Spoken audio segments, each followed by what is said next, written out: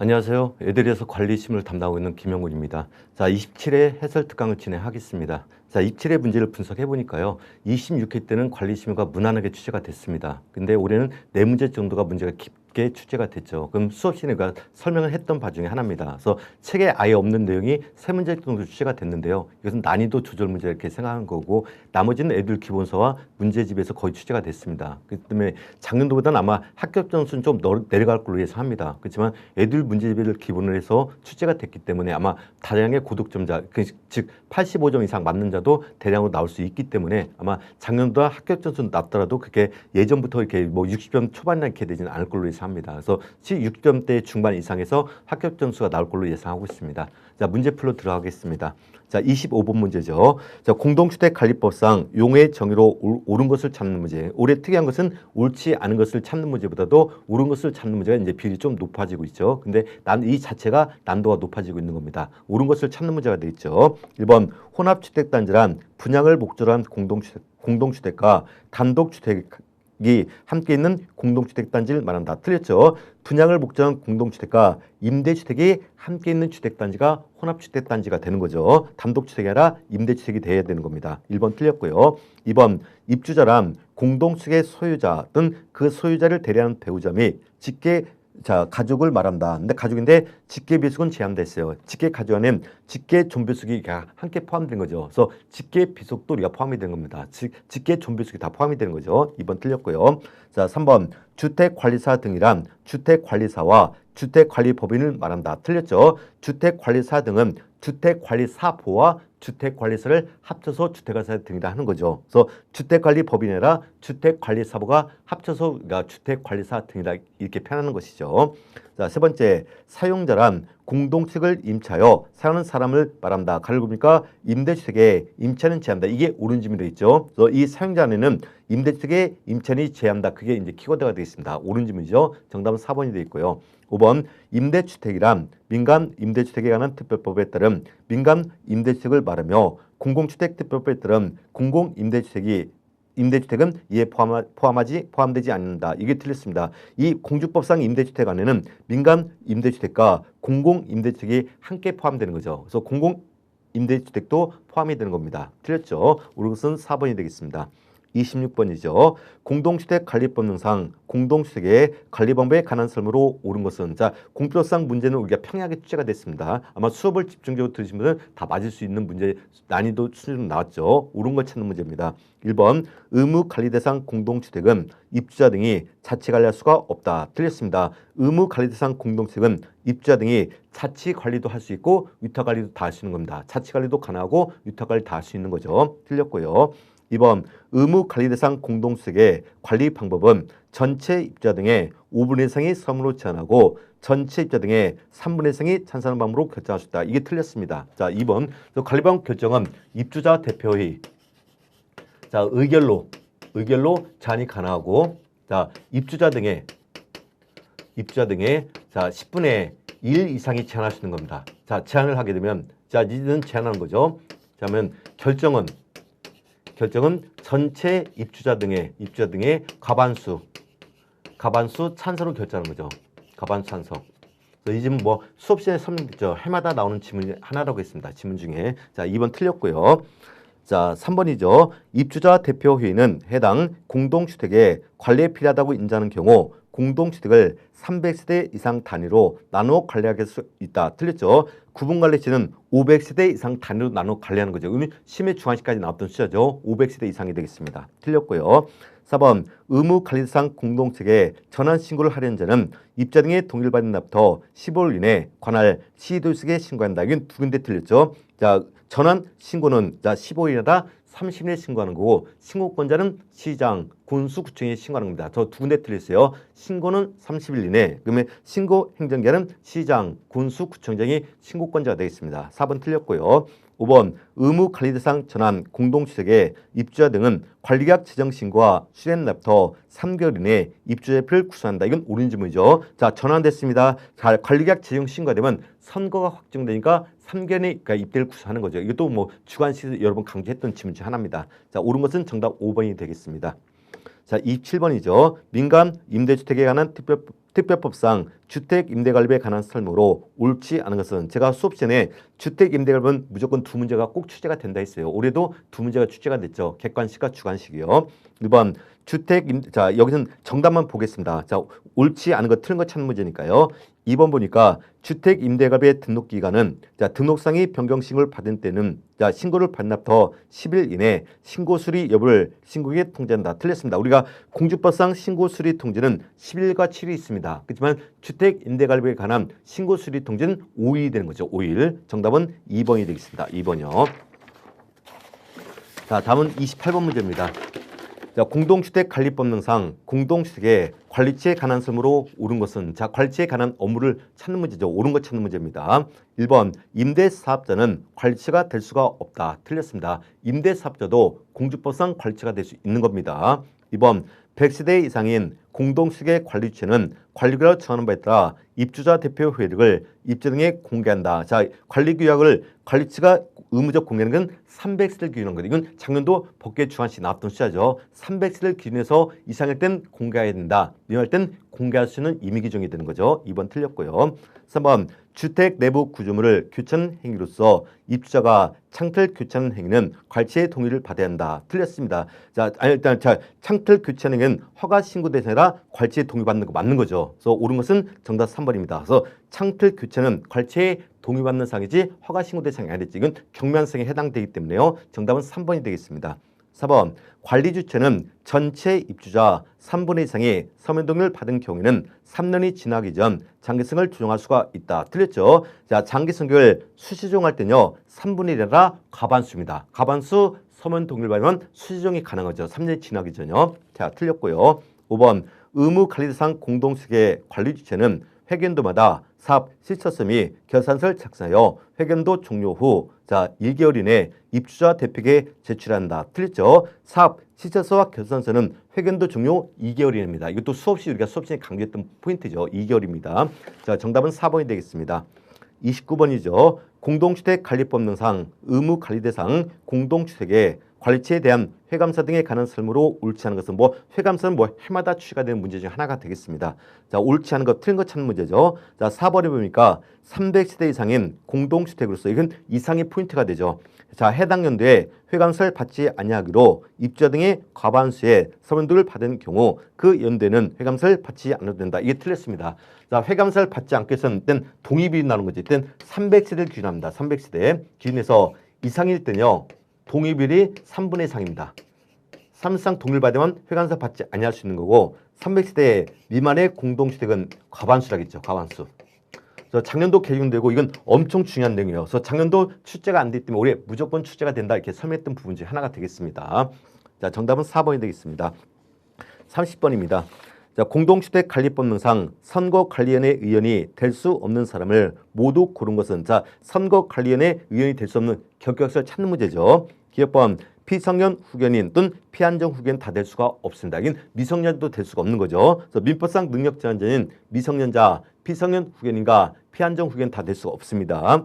2번 동별대표자 후보자의 직계존비 속될 수가 없습니다. 그래서 원칙적으로 동별대표자나 또는 동별대표자의 후보자나 또는 후보자는 될 수 없어요. 그 다음에 그 후보자의 배우자나 직계존비 속도 될 수가 없는 겁니다. 될 수 없고요. 2번 임기 중에 결격서에 해당하여 동별대표자에서 퇴임한 사람으로서 그 남은 임기 중에 있는 사람이다. 자, 동대표가 임기 중에 퇴임했습니다. 그 남은 임기 중에서는 될 수가 없는 거죠. 남은 임기가 끝나만 될 수 있는 겁니다. 자, 뒷번도 결격사유고요. 1번 선거관리위원회 의원에서 해임된 사람으로서 그 남은 임기 중에 있는 사람. 자, 현재 선거관리위원이 자, 이 법에 따라 해임이 됐습니다. 그 남은 임기 중 사람도 될 수가 없는 거죠. 남은 임기가 끝나면 될 수 있는 겁니다. 그래서 될 수 없는 사람을 못 올 때 기역, 니은, 디귿, 니을 네 가지가 다 될 수 없는 겁니다. 정답은 5번이 되겠습니다. 5번이요. 자, 31번 문제입니다. 자, 공동주택관리법령상 입주자 대표의 구성에 관한 설명으로 옳지 않은 것은 입대의 구성도 해마다 취지가 되는 문제 중 하나죠. 옳지 않은 것, 틀린 것 찾는 문제입니다. 5번 보겠습니다. 최초에 입주자 대표를 구성하기 위하여 동별대표자를 선출한 경우 동별대표자는 동별대표자 선출 공고에 정한 각종 선출 마감일 기준으로 해당 공동주택단지 안에서 주민을 맞춘 후 계속하여 3대 거주하고 있어야 한다. 이게 틀렸죠. 원칙은요. 자, 동대표가 돼서는 3대 거주하는 게 맞아요. 다만 최초구 성실은 3개월 거주하여도 동대표가 될 수 있다는 거죠. 이것도 뭐 수없이 강조했던 것 중 하나입니다. 그래서 최초구 성실은 거주권을 충족하지 않아도 동대표가 될 수 있는 겁니다. 정답은 5번이 되겠습니다. 32번이죠. 공동주택관리법령상 입주자 등이 관리체의 동의를 받은 행위에 해당하지 않는 것은 관리체의 동의받지 않는 행위죠. 1번 장애인 보조견을 사용함으로써 공동주거 생활에 피해를 미치는 게 이 정답은 1번이 되겠습니다. 원칙은 애완견 사육은 우리가 동물을 사육할 때는 관리체의 동의받습니다. 다만 장애인 보조견은 장애인의 복리가 우선이니까 동의를 받지 않는 거죠. 그래서 2번, 3번, 4번, 5번은 관리체의 동의를 받아야 입주자 등이 할 수 있는 행위입니다. 근데 1번은 예외가 되는 겁니다. 예외가 되는 거죠. 정답은 1번입니다. 그래서 장애인 보조견 사육은 동의상에서 제외가 되는 겁니다. 정답 1번이고요. 33번입니다. 근로기준법령상 부당해고 등의 구제조치에 관한 사무로 옳은 것은 구제조치가 묻는 거죠. 뭐 부당해고의 구제조치는 워낙 중요한 문제입니다. 옳은 것 찾는 문제죠. 1번 사용자가 근로자에게 부당해고를 하면 노동자분 부당해고가 있었던 날부터 3개월 내에 노동의 구제를 진행할 수 있다. 물론 구제는 3개월이 하는 거지만 부당해고에 대한 구제는 근로자만이 할 수 있는 거지 노동자만 할 수가 없습니다. 이것도 수업시에 강조했고 우리 시험에 이미 정답이 나왔습니다. 그래서 부당해고에 대한 구제인청은 근로자만이 할 수 있고 노동자만 할 수가 없는 겁니다. 틀렸고요. 2번 노동위원회가 사용자에게 구제명을 하는 경우 이행기한을 정하여며 그 이행기한은 사용자가 구제명을 서면으로 통지받은 날부터 30일이랍니다. 이게 옳은 점이죠. 그래서 이행기한은 30일 정하는 30일이 중요한 포인트라 했어요. 그다음에 이 이행기한이 정해졌습니다. 이행기한까지 이행하지 할 땐 그러니까 이행강제를 부과할 수 있는 거죠. 자, 옳은 것은 정답 2번이고요.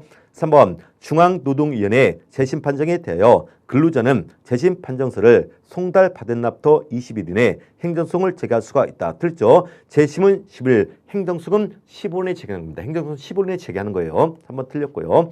4번 중앙노동위원회 재심 판정은 행정소송 제기에요. 효력이 정된다. 효력이 정되지 않습니다. 정되지 않는 거죠. 5번 노동위원회는 최초 구제명을 한 날을 기준으로 매년 3회 범위에서 구제명령이 이행될 때까지 반복하여 이행강령을 부과증서할 수 있다. 됐죠? 매년 2회 범위에서 반복하고 2년을 초과해서 부과할 수 없는 것. 이건 우리 시험에 중앙시까지 같은 숫자죠. 2회 범위입니다. 그래서 옳은 것은 2번이 정답이 되겠습니다. 34번이죠. 자, 고용보험법령상 고용보험 사업에 관한 설명으로 옳은 것을 모두 고른 것은 옳은 것을 다 찾는 문제죠. 기업보험 배우자의 직계존속의 사망 경우에는 육아휴직 급여 신청 기한의 연장서에 해당하지 않는다. 이건 옳은 질문입니다. 그래서 직계존속의 부상과 질병은 연장서에 해당됩니다. 연장서에 해당돼. 다만 사망은 연장서에 해당되지 않습니다. 그래서 연장서에 해당하지 않다니까 5가 된 거죠. 우리 시험에 객관시험만 나왔던 질문이에요. 1번 조기 재취업 수당의 금액은 구직급여의 소정급여일수 중 미지급 급여일수의 비율에 따라 구직급여 일액에 미지급 일수의 2분을 곱한 금액을 한다. 이건 옳은 지문이죠. 이것은 우리 시험에 계산 문제까지 우리가 풀어봤던 문제 중 하나죠. 옳은 지문입니다. D번 이주비는 구직급여의 종류에 해당한다. 틀렸죠? 자, 실업급여는 구직급여와 취업촉진수당이 있는 겁니다. 근데 이주비는 구직급여가 아니라 취업촉진수당 내용이죠. 취업촉진수당 내용입니다. 자, D번 틀렸습니다.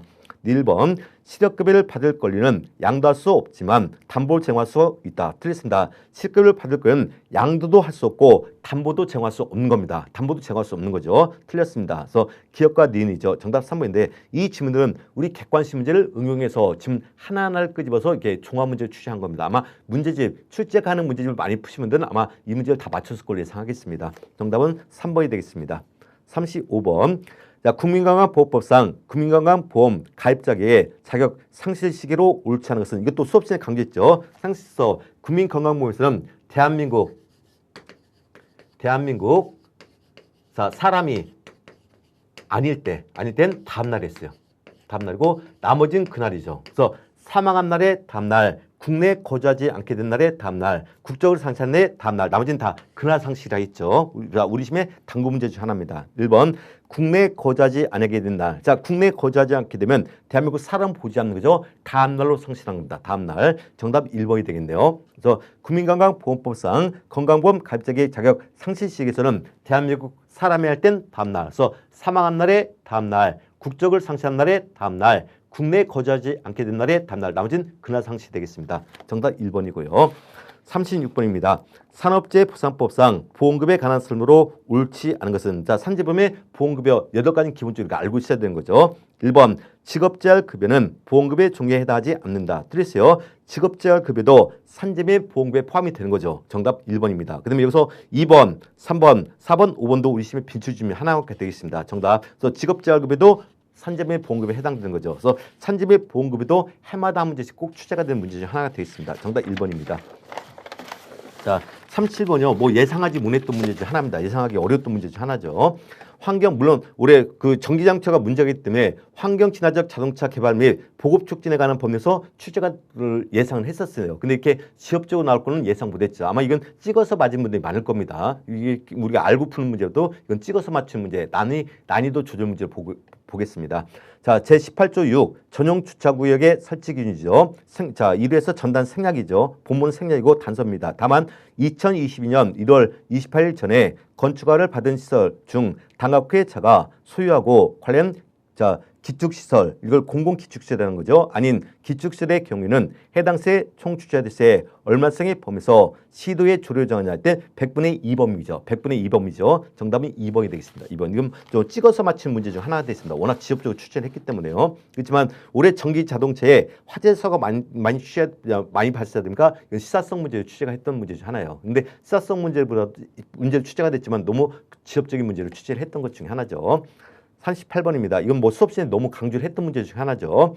주택건설 균등에 관한 규칙상 가려야 될 내용을 옳게 나른 것은 이건 그림을 설명했죠. 자, 단전에 비탈면이 있습니다. 비탈면의 높이가 비탈면에 자 그림을게요. 자, 비탈면의 높이가 3m를 초과할 때는 3m를 우리가 초과할 때는 3m 이내마다 단 설치한다 했죠. 3m 이내마다. 근데 이 단면적은 비탈면 면적의 5분의 1 이상에 해당된 단을 만든다 했어요. 이건 그림을 여러분 그렸던 거죠. 그래서 정답은 자, 그래서 기억은 3이 되겠고 는 5분의 1이 되겠습니다. 5분의 1. 정답 3번이 되겠습니다. 이건 우리 시험에 주관식 문제집도 있었던 문제죠. 우리 시험에 우리 출제 가능 문제집에 주관식 문제를 객관식 문제에 출제해 준 겁니다. 39번이죠. 다음 중 공동주택관리법 시행규칙상 장기성격의 수립 기준에서 전문교체 수선주의와 가정기 것은 뭐 올해 출제 가능성이 아주 높다고 했죠. 뭐 지역적 문제 시행규칙의 별표지만 이건 우리 시험의 당구 문제 중 하나죠. 자, 보도블록은 15년이죠. 15년. 어린이 놀이터는 15년. 울타리 20년이 되겠고 적용성을 15년. 안내표는 5년이죠. 그래서 이건 두 문자리가 정했어요. 뭐 5년짜리는 뭐 5년째 도단청 말고 수안부 와여서 수안부에서 아니 되는 거죠. 그럼 15년째는 15 어린이, 열란지 배 아포수, 고기도 방출, 현땡그 제주복에서 안개했던 거죠. 자, 그럼 20년째는 20살 수배자 순으로 아가 울고 계단에 감금. 그래서 우리 울타리가 되겠죠. 정답은 5번이 3번이 되겠습니다. 3번. 이것도 뭐 단순 안개상이고 이것도 맞출 수 있는 문제 하나가 되겠습니다. 40번 건축설비 기본상에 관한 설명으로 옳지 않은 것은 이것도 시험 시간에 여러 번 강조했던 거죠. 1번 보니까 자멸은 온도 변화에 따라 유입 등 유출된 열이다. 우리가 이 온도에서는요 현열과 자멸이 있습니다. 자멸. 근데 현열은 뭐냐? 온도 변화에 따라 취입한 열을 현열. 그러면 자멸이 뭐냐? 상태가 변하면서 취입한 열을 현이 되겠죠. 그러면서 온도에 따라 유출된 열이니까 이것은 자멸이라 현이 되는 겁니다. 현열. 뭐 아주 기본적으로 추지할 수 있는 문제. 뭐 주한식까지가 또 문제죠. 그래서 온도 변화에 따라 취입하는 열은 현열. 그러면 상태 변화에 따라 취입한 열은 자멸이 되는 거죠. 정답은 1번이 되겠습니다. 41번인데요. 이건 좀 난 계산 문제인데 시간을 끌기 위해서 취재한 문제 중 하나입니다. 실내 크기가 가로 10m, 세로 10m, 천장고 2.5m인 공동주택관리사무소의 환기수가 시간당 2회일 때 이 실내에 CO2 농도는 몇 ppm인가? 단 제실 인원은 10명, 인당 CO2 발생량은 20L/hour, 외기 CO2 농도는 450ppm을 하고 이해 조건은 고려하지 않는다. 그러면 특이한 게 이제 환기수인데요. 일단 자 공식을 끌게요. 이산화탄소 발생했던 환기수는 자 여기가 나와야 되는 거죠. 이건 실내 이산화탄소 발생량입니다. 그때 제시수가 10명이죠. 곱하기 근데 1인당 이산화탄소 발생이 20L/hour입니다. 근데 여기는 단위가 항상 환기량은 3m/hour가 돼요. 그러니까 이걸 리터를 3m 바꿔줘야 되는 거죠. 그렇기 때문에 여기서는 자 20 나누기 자 나누기 1000을 해줘야 돼요. 그러면 3m/h가 되는 거죠. 자, 그럼 여기를 묻는 겁니다. 실내 이산화탄소 발생량 1이죠. 자, 마이너스. 자, 그러면 외계 이산화탄소는 450ppm인데 450을 그대로 가면 안 되죠. 나누기 100만을 해줘야 돼요. 100만. 그렇게 되면 0.00045가 됩니다. 45. 그럼 자, 얘를 아래야 우리가 얘를 아래야 얘를 풀어낼 수 있는 거죠. 방정식이니까요. 근데 여기서는 이제 환계수가 주어졌어요. 근데 우리가 환계수란 공식이죠. 일단 자, 환기량 나누기 자, 실내 최적이라 했어요. 최적. 그럼 여기서 환기량을 구해서 여기다 갖다 집어 넣어야 되는 거죠. 자, 환기수는 시간당 2를 줬습니다. 2는 자, 실내 최적은 자, 얼마냐? 자, 10 곱하기 그다음에 2.5가 되죠. 하고 얘가 x가 되는 겁니다. 그럼 넘겨서 계산하니까 환기량은 500이 나오는 거죠. 500. 그럼 여기가 500이 되는 겁니다. 그래서 여기가 500이 되는 거죠. 500에서 이걸 돌려서 계산하면 되겠어요. 그럼 정답은 850 ppm이 나는 겁니다. ppm. 850 ppm이 되는 거죠. 정답은 3번이 되겠습니다. 뭐 작년도 이어서 이산화탄소 발생했던 환기량은 우리 시험이 이연탄석 출제가 된 문제 중 하나가 되겠습니다. 42번 난방섭이에 관한 설명으로 옳은 것 찾는 문제죠. 증기난방은 현열을 이용하므로 온수난방에 비해 열 운반력이 크다. 틀렸습니다. 증기난방은 열 운반력이 온수난방보다 큰 건 맞아요. 열매 온도가 높기 때문에. 다만 현열이라 자멸을 이용하는 거죠. 그래서 온수난방은 현열을 이용하는 것이고, 자, 증기난방은 자멸을 이용하는 거죠. 상태가 변하면서 열을 찬다기 때문에 자멸을 이용하는 겁니다. 1번 틀렸고요. 2번 온수난방은 증기난방에 비해 열심히 짧다. 틀렸습니다. 온수난방은 증기난방에 비해서 방열면적이 커집니다. 열량이 크기 때문에 열시는 더 길어지죠. 열시는 길어지죠.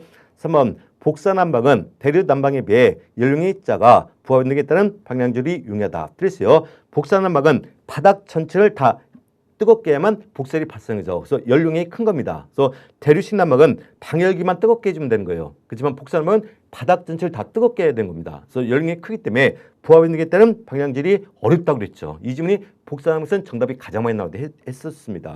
3번 틀렸고요. 4번 증기난방에 사용된 트랩으로 열동 트랩, 버킷 트랩 등이 있다. 맞죠? 열동 트랩과 버킷 트랩은 베스트 트랩이 아니라 증기 트랩이 맞습니다. 정답은 4번이 되겠네요. 온수난방에서는 배관의 길이를 줄이기 위해서 역한수 배관 방식이 사용된다. 틀렸어요. 역한수 배관 방식을 사용하는 이유는 뭐냐? 배관의 길이를 줄이는 게 아니에요. 줄이는 게 아니라 얘는 뭐냐? 자, 온수 분배를 균등하게 하는 목적이듯이 배관의 길을 길게 하기 위해서 하는 게 줄이기 위해서 하는 게 아니죠. 온수의 분배를 균등하게 해서 우리가 역한수 방식을 채택하는 겁니다. 5번 틀렸습니다. 자, 43번이죠. 모두 예상했던 문제 중 하나입니다. 실내공질 관리법 시행규칙상 신축 공동축의 실내공질 권고기로 옳지 않은 것은 여기서 2번 벤젠이죠. 벤젠은 정답은 30입니다. 300이 아니라 30이고 30은 스텔렌이 우리가 30이죠. 벤젠은 30이 되겠습니다. 벤젠 두 자니까 우리가 30이라고 이렇게 설명했던 것 중에 하나죠. 정답 2번입니다.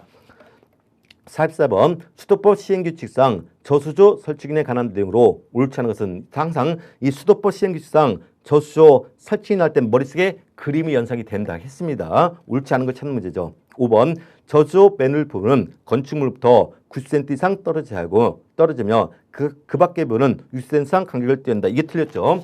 자, 건축물에 저수를 설치합니다. 설치할 때는 공간을 띄운다 했죠. 이때 이 맨홀 부분은 사람과 장비가 다 들어가야 돼요. 그러니까 스페이스가 얘가 100cm가 되죠. 100cm. 그리고 그 밖에 부분은 그러니까 소장님의 어깨 사이즈에서 60이 됐죠. 60. 그래서 멜부는 100cm가 되는 거지 90cm가 아닌 겁니다. 90cm는 맨홀의 크기가 90cm가 되는 거죠. 정답은 5번이 되겠습니다. 자, 45번도 우리 문제집에 객관식이 있었던 문제 좀 굉장히 지엽적인 문제 중 하나였습니다. 자, 어린이 놀이시설 안전관리법 시행령상 어린이 놀이시설로 인하여 이용자가 피해를 입는 사고 중에서 대통령 영위자는 중대한 사고에 관한 해당하는 것을 모든 것은 자, 어린이시설 안전법상 중대한 사고죠. 기업번 1도 이상의 화상이다. 화상은 2도부터입니다. 2도 이상부터가 중대한 사고가 되죠. 통보 대상이요. 자, 1번 자, 기업번은 정답 아니고요.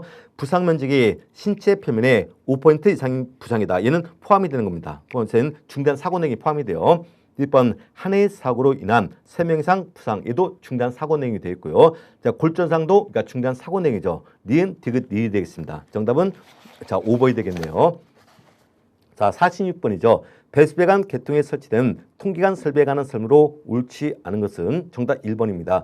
공용통기관은 체하류 기구 배수관과 배수 수식관사에서 설치한다. 틀렸어요. 체하류 기구 배수관과 배수 수식관 설치한 것은 도피통기관이죠. 자, 공용통기관은 뭐냐? 자, 이 기구 배수관에서 의생기가 좌우측 이렇게 분기됩니다.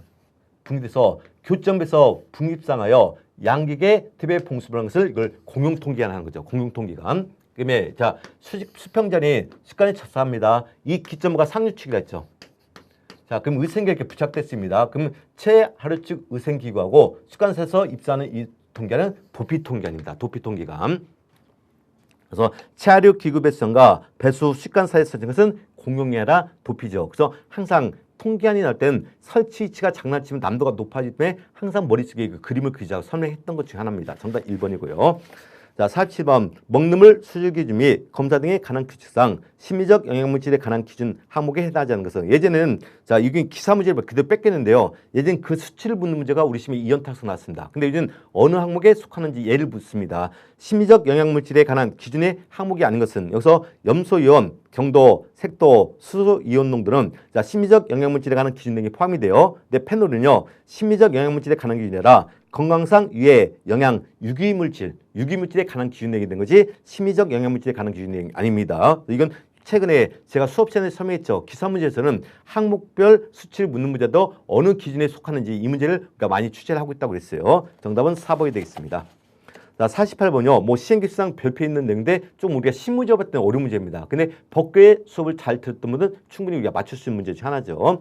자, 시설물의 안전 및 유지 관리한 특별법. 자, 시행령상 정밀 안전 점검 및 긴급 안전 점검의 결과 보고서에 포함돼야 할 사항에 해당하지 않는 것은 이건 굉장히 지역적인 문제 중 하나죠. 정답 4번입니다. 시설물의 구조 해석 등 안전 평가다. 이것은 정밀 안전 진단에 포함이 된 거지 정밀 안전 점검 및 긴급 안전 점검의 결과 보고서에 포함되는 게 아니에요. 그래서 4번은 정밀 안전 진단 결과 보고서에 포함된 내용이 되죠. 우리가 좀 세 가지 표를 비교할 문제 중에 하나인데 한번 법규 시간에 다뤘던 문제 중에 하나도 알고 있습니다. 정답은 4번이 되겠습니다.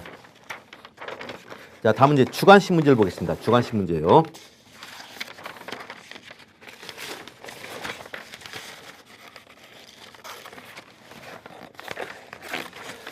자, 그러면 65번 문제입니다. 자, 공동주택관리법상 의무관리대상 공동주택의 관리사무장에 관한 내용이다. 가이드를 아르비짤 쓰시오. 자, 가로 세대 미만의 공동주택에는 주택관리를 가름하여 주택관리사무를 해당 공동주택의 관리사무로 배치할 수가 있다. 이건 500세대 미만이죠. 그래서 주택관리를 가름하여 주택관리사무를 배치할 수 있는 것은 500세대 미만을 기준하는 거죠.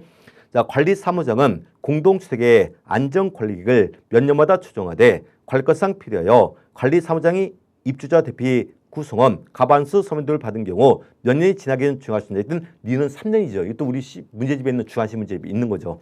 자, 2번. 자, 세 번째죠. 입주자 대표인은 선임된 자치관리기구 관리사무소장이 해임되거나 그 밖의 사유로 결혼이 되었을 때는 그 사유가 발생한 날부터 며칠 새로운 소장을 선임할 거냐. 자, 입대의 소장 선임 기간은 30일, 주택관리업자는 15일이지만 입주자 대표는 30일이 된 거죠. 그래서 기억은 500, 니는 3. 이것은 자, 30이 정답이 되겠습니다.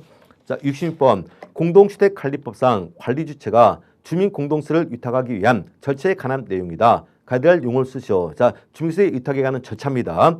주택법 제15조에 따른 사업계획을 받아 건설한 건설 임대택의 경우에는 다음 어느 하나에 해당 방법으로 제한하고 임차인 과반수 동의를 받는다. 하여튼 자, 기억은 임대차 요청입니다. 임대차 요청이고 나는 임차인 10분 이상 요청. 이 요청일 때 임차인 과반수 동의를 받는 우리가 임대차 위탁 운영이 가능한 거죠. 그래서 기억은 임대사업자가 되겠습니다. 임대사업자요.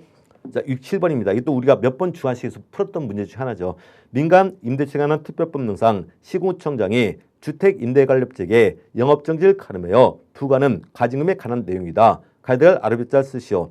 과징금은 영업정지 기간 1당 3만 원을 부과하는 거죠. 3만 원. 영업정지 일개는 30일 규정한다. 이 경우 과징금은 1천만 초과할 수가 없다. 그래서 기억은 3, 니는 1이 정답이죠. 이건 여러분 우리가 거쳐서 문제를 풀어봤던 문제 중 하나입니다. 근데 차이점은 뭐냐? 공주법상 주택관리업체의 자, 과징금의 상한액은 2천만 원입니다. 그렇지만 주택임대업체 상한은 1,000만 원이 정답이죠. 1,000만 원. 기억은 3, 니는 1이 정답이 되겠습니다. 자, 거기서 1,000만 원이기 때문에 1을 써야 돼요. 1을. 자, 68번이죠. 공동주택 관리법령상 입주자 대표의 의결을 위한 소집에 관한 사업령이다. 가이드라인 아라비아 숫자와 용어수. 이것도 몇 번에 거쳐 풀었던 문제죠. 입주자 등의 10분 이상이 요청하는 때에 입주자 대표의 회장은 해당 입부터 14일에 입대를 수집하는 거죠. 자, 회장이 회의를 수집하지 않은 경우 자, 관리계를 정한 이사가 그 회의를 수집하고 회장이 직무대한다. 그래서 기억은 14고 니는 관리계약이 되어 있습니다. 관리계약.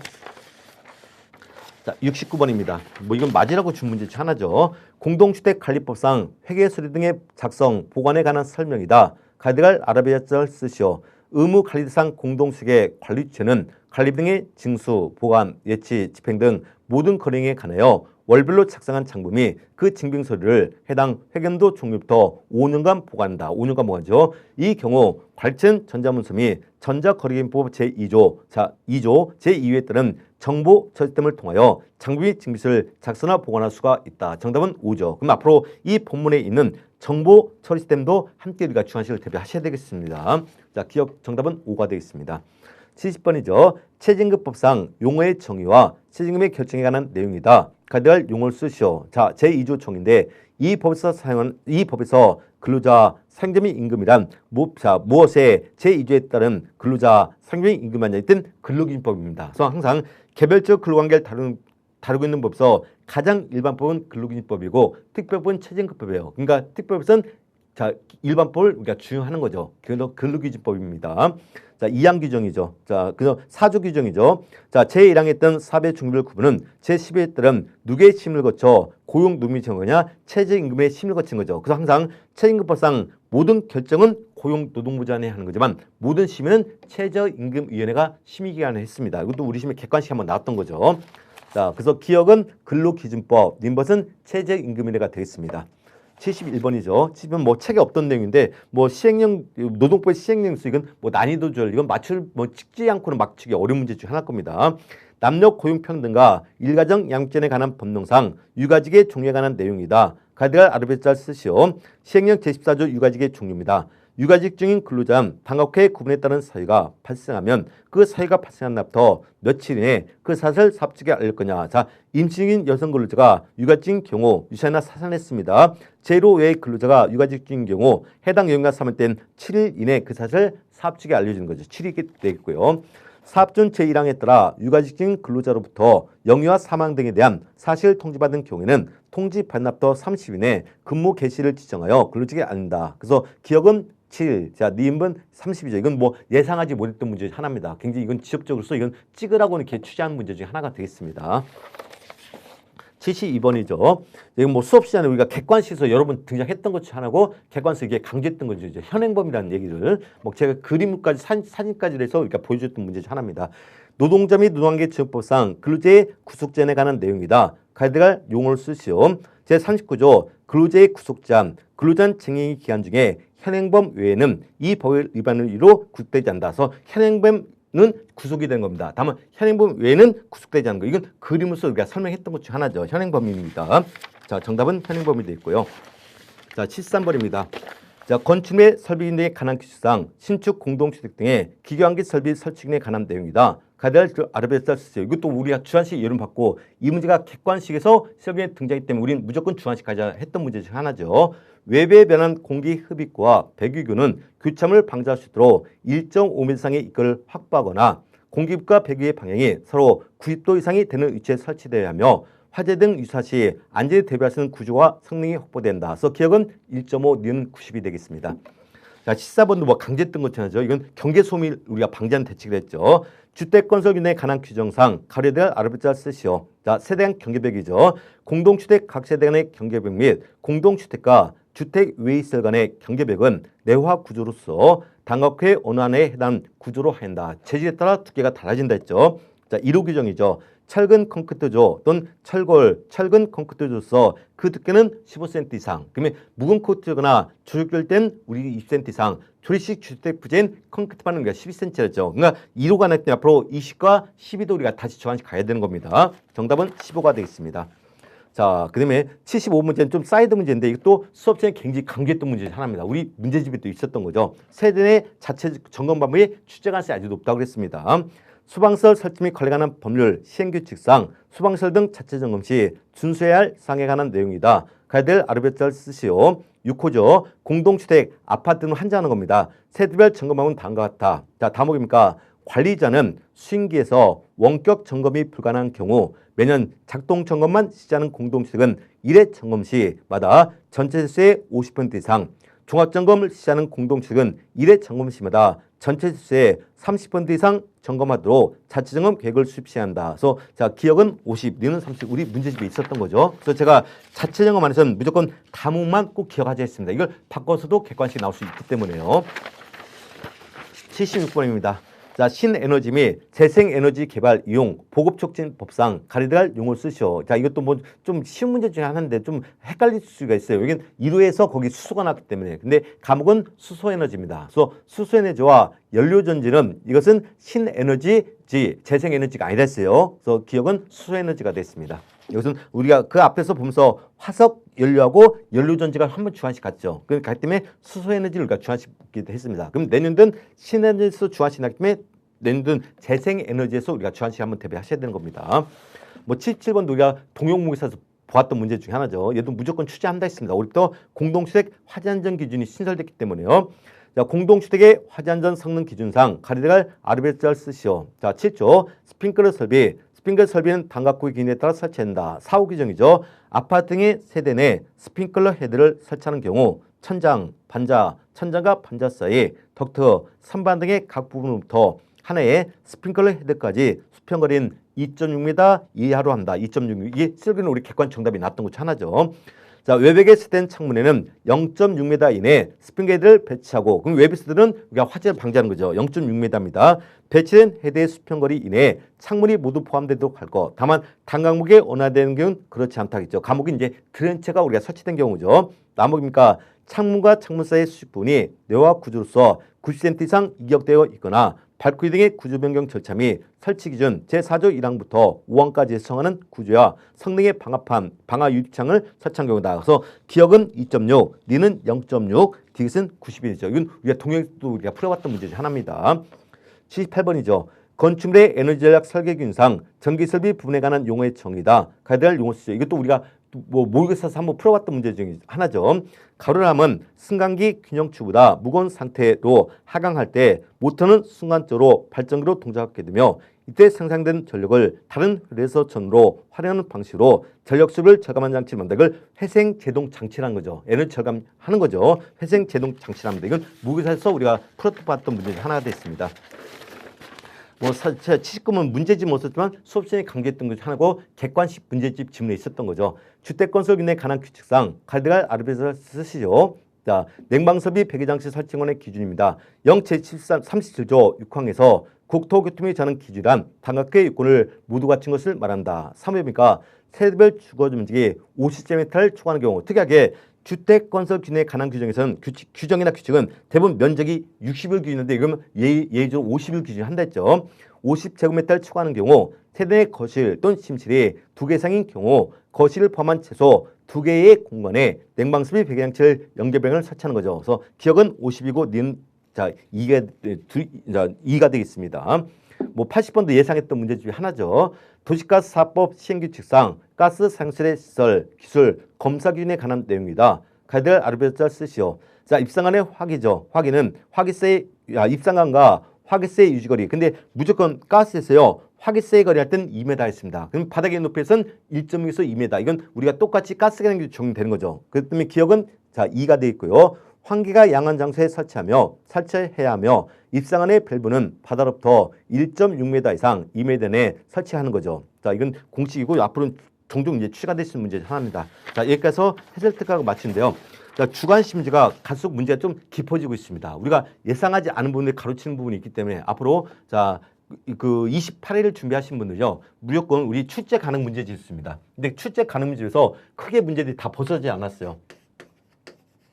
그래서 출제 가능 문제집이라고 있습니다. 가능 문제집, 가장 두꺼운 문제집이죠. 그럼 여기서 객관식이나 주관식을 그 응용해서 많이 출제하기 때문에 항상 우리가 공부를 할 땐 학문을 하는 게 아닙니다. 우리는 시험을 보고 점수를 학부에서 합격하기 때문에 항상 고득점을 할 때는 자, 시간이 없다도 출제 가능 문제집 회독수를 높여서 우리가 고득점 목표를 공부하셔야 될 겁니다. 하시고요. 자, 이번 시험은 뭐 그래도 에드에서 공부하신 분들은 뭐 9점이 그래도 어느 정도 뭐 한 뭐 90점대 나오신 분도 물론 있습니다. 지금 연락이 와서 94점 받는 분 계신데 아마 80점 정도 이상은 우리가 득점을 맞을 걸로 예상하고 있습니다. 출제 가능 문제 제가 회독수 놓친 분들은 아마 80점에서 90점 사이까지 이제 점수가 나올 걸로 예상하고 있습니다. 그래서 앞으로 우리는 학문을 하는 게 아니에요. 문제를 풀고 점수를 획득해서 우리가 1600명 안에 들어가는 상대평가니까 무조건 출제 가능 문제 위주로 공부하는 거지 이론 정리하는 게 아니라 한 번 더 강조하겠습니다. 자, 27회 수험생분들 그동안 고생 많으셨습니다. 자, 28회 또 준비하신 분들은 또 더 열심히 해서 내년도 또 합격하시길 기원하겠습니다. 수고 많으셨습니다.